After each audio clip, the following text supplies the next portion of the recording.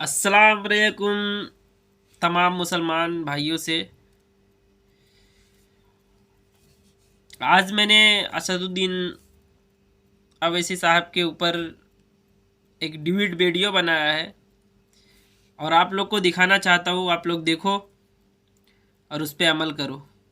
वही ऐसा एक शख्स है जो अपने कौम के लिए और तमाम मुसलमान भाइयों के लिए आवाज़ उठा रहे हैं। बाकी सब सुन रहे हैं और इग्नोर कर दे रहे हैं। अरे अल्लाह से डरो, अल्लाह के यहाँ एक दिन जाना है। सर, आपने कहा था कि वहां पर मंदिर को तोड़कर बनाया गया। सर, मैं आपके सामने ये तमाम चीजें लेकर दूंगा। सुप्रीम कोर्ट के जजमेंट के पैराग्राफ्स हैं जिसमें सुप्रीम कोर्ट ने एएसआई की रिपोर्ट को नकारा। उन्होंने कहा कि मंदिर को तोड़कर मस्जिद नहीं बनाई गई थी। सुप्रीम कोर्ट ने कहा, ये सुप्रीम कोर्ट ने कहा। अब और मैं रख दूंगा, आप पढ़ लीजिए, आप पढ़ लीजिए। अच्छा सर, मैं अपनी तकरीर पर आ जाता हूँ। मैं अपनी तकरीर पर आ जाता हूँ सर। तो मैं अपनी बात कर देता हूँ सर। तो मैं ये पूछना चाह रहा हूँ कि क्या मोदी सरकार एक समुदाय, एक मजहब की सरकार है या पूरे देश के मजाहिब को मानने वालों की सरकार है? जिसको नहीं मानते उनकी सरकार है? हमको बता दीजिए। क्या मोदी सरकार सिर्फ एक फिक्र और नजरिया हिंदुत्व की सरकार है? इसका इस पता सबके सर मानना है का कोई मजहब? क्या ये सरकार 22 जनवरी का पैगाम दे ये बताना चाहती है कि एक मजहब को दूसरे मजहब के मानने वालों पर गलबा और कामयाबी मिली? क्या आइन इसकी इजाजत देता है? क्या ये पैगाम आप जब ऐवान से दे रहे हैं तो 17 करोड़ मुसलमानों को आप क्या पैगाम दे रहे हैं? ये मैं आप पर छोड़ता हूं सर। 49 में धोखा हुआ, 86 में धोखा हुआ, 92 में धोखा हुआ, 2019 और 22 में भी इस ऐवान के जरिए हमको धोखा दिया जा रहा है। और अफसोस के साथ कहना पड़ता है सर कि मुस्लिम अक़लियत को हमेशा ये कहा गया कि तुमको भारत के शहरी बरकरार रहने के लिए एक बहुत बड़ी कीमत तुमको चुकानी पड़ेगी, और हम पर इल्जाम लगा दिया गया। सर, क्या मैं बाबर का स्पोक्स पर्सन हूँ? क्या मैं जिना का स्पोक्स पर्सन हूँ? क्या मैं औरंगजेब का स्पोक्स पर्सन हूँ? बताइए सर, आखिर मैं कहां तक आप मुझे लेकर जाएंगे? दूसरी बात यह है सर, दूसरी बात यह है कि फिर 6 दिसंबर के बाद देश में फसाद हुआ, नौजवानों को टाडा में डाला गया, जो बूढ़े होकर निकले। यकीनन आपकी सरकार नहीं थी, आपकी सरकार नहीं थी। अच्छा, बल्कि मैं तो मर्यादा पुरुषोत्तम राम की इज्जत करता हूं, मगर मैं नाथूराम गोडसे से नफरत करता हूं। मेरी नस्लें नफरत करती रहेंगी क्योंकि नाथूराम गोडसे ने उस शख्स को गोली मारी जिसके जबान से आखिरी लफ्ज निकले हे राम। सर, में नली 40 में जम्मू में नस्ल कशी हुई, 2022 में हल्दीवानी में कत्ल हुआ। इतने धोखे सबसे बड़े किसको दिए गए? असदुद्दीन ओवैसी को दिए गए। मगर फिर भी मुझसे ही कहा जाता है कि वफादारी को तुम साबित करो अपनी ओवैसी।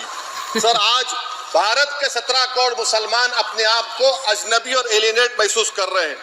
मैं बहुत बड़ी नाइंसाफी होती है सर, ये कोई तारीखी नाइंसाफी को इंसाफ नहीं किया जा रहा है। स्पीकर सर, अंग्रेजी में स्पीकर सर, केवल एक प्रश्न का जवाब ओवैसी साहब दे दें कि बाबर को वो आक्रमणकारी मानते हैं या नहीं मानते? ये भी सुन लो उनका भी। पुष्पमित्रा संघा को आप क्या मानते हैं? बताओ, पुष्पमित्रा संघा को आप क्या मानते हैं? बताओ। जम्मू के वो कश्मीर के वो राजा को क्या मानते हैं जिसके पास एक फौज थी मंदिरों को तोड़ने के लिए? आप क्या मानते हैं? यही तो मैं कह रहा हूं कि निशिकांत दुबे 47 में आजादी मिली, असदुद्दीन ओवैसी से बाबर की बात पूछ रहे हैं। तुम गांधी की बात पूछते, तुम बोस की बात पूछते, तुम जलियांवाला बाग की बात पूछते, तुम काला पानी में जो मुसलमान शहीद हो गए उनकी बात पूछते, मगर बाबर की बात पूछी जाती है। तो सर, मैं आपको बता रहा था, ये सर मत ले लिए निशिकांत सर, मैं आपसे कह रहा था मोदी हुकूमत ये पैगाम दे रही है भारत के मुसलमानों को कि जान बचाना है या इंसाफ चाहते हो।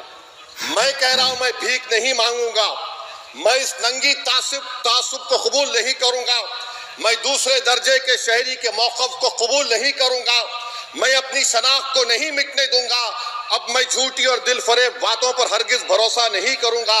मैं वो काम नहीं करूंगा जो बीजेपी और नाम निहाद सेकुलर पार्टियां चाहती हैं। मैं वो काम करूंगा जो आपको पसंद नहीं है, संविधान के दायरे में रहकर। सर, कंक्लूजन में मैं आपको बताना चाहता हूं कि आज इस देश को किसकी जरूरत है। इस देश को अयोध्या में, तारीख शायद नहीं पढ़ते होंगे, मौलाना अमीर अली कौन थे, पुजारी बाबा रामचरण दास कौन थे, अयोध्या के पुजारी थे। दोनों ने मिलकर अंग्रेजों के खिलाफ जंग लड़ी थी और दोनों ने, अंग्रेजों ने इनको गिरफ्तार किया और एक पेड़ पर मौलाना अमीर अली को और पुजारी रामचरण दास को फांसी दे दी गई। देश को इनकी जरूरत है। देश को शंभू प्रसाद, अचन खां, ये राजा देवी बख्श सिंह के फौज में थे, अंग्रेजों से मुकाबला किया, मुसलमान की लाश को जला दिया गया और शंभू प्रसाद को दफना दिया गया। इस देश को ये जरूरत है, देश को बाबा मोदी की जरूरत नहीं है। आज भारत को अयोध्या के मौलाना अमीर अली और रामचरण दास, अचन खान, शंभू खान की जरूरत है। सर, मैं अभी सुन रहा था ये नाम निहाद सेकुलर पार्टियों के बयानात को। क्या होता है सर, आप, मैं खत्म कर रहा हूं, क्या होता है सर, जब काजी साहब गवाहों को लेकर दुल्हन के पास जाते कि तुमको निकाह कबूल है, तो दुल्हन शर्मा के खामोश बैठ जाती।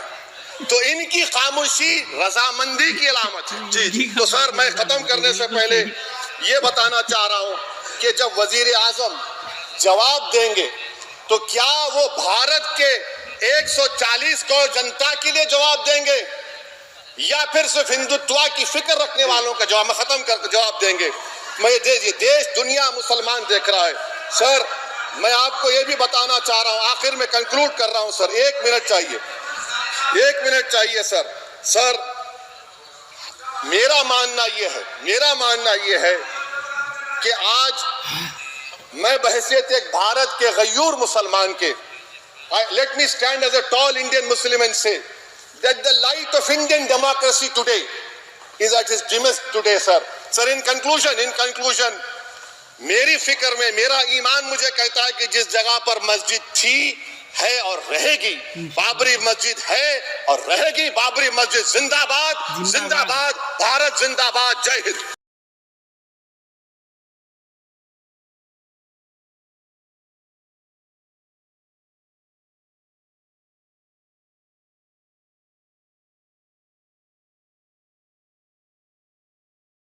अगर ऐसी वीडियो आपको सुननी है या देखनी है तो चैनल को सब्सक्राइब करो और तमाम मुसलमानों तक ये वीडियो शेयर करो और पहुंचाओ।